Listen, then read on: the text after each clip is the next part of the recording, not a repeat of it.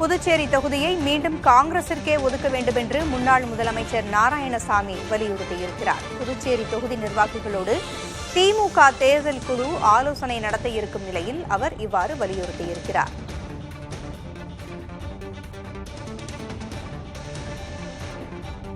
புதுச்சேரி தொகுதியை மீண்டும் காங்கிரசிற்கே ஒதுக்க வேண்டும் என்று முன்னாள் முதலமைச்சர் நாராயணசாமி வலியுறுத்தியிருக்கிறார். கட்சிகள், கூட்டணிகள் தங்களுடைய தொகுதி பங்கீடுகள் குறித்து ஆலோசனைகளில் தீவிரமாக ஈடுபட்டு வருகின்றன.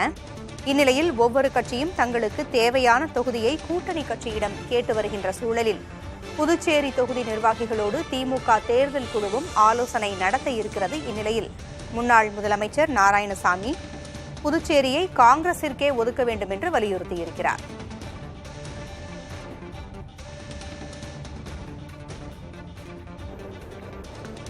ரெண்டாயிரத்தி 2021-19 நடைபெற்ற பாராளுமன்ற தேர்தலில் வைத்திலிங்கம் அவர்கள் 2 லட்சம் வாக்குகளிலே வெற்றி பெற்றார். இப்படி தொடர்ந்து காங்கிரஸ் கட்சியானது புதுச்சேரி பாராளுமன்ற தொகுதியில் கூட்டணியில் இருக்கும் பொழுது தொடர்ந்து பாராளுமன்ற தொகுதியிலே நின்றிருக்கிறது.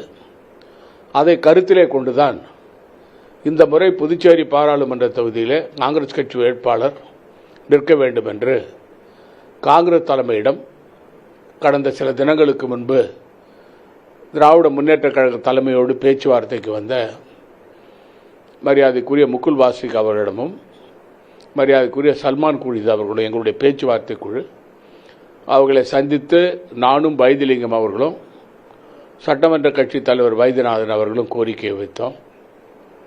அவர்களும் இந்த கோரிக்கையை அந்த குழுவில் வைப்பதாக எங்களிடம் கூறினார்கள். அந்த அடிப்படையில் நாங்கள் புதுச்சேரி பாராளுமன்ற தொகுதியில் காங்கிரஸ் திராவிட முன்னேற்ற கழக கூட்டணியில் காங்கிரஸ் கட்சி நிற்க வேண்டும் என்பது எங்களுடைய அபிப்பிராயம். அதை எங்களுடைய தலைமைக்கு தெரிவித்திருக்கிறோம்.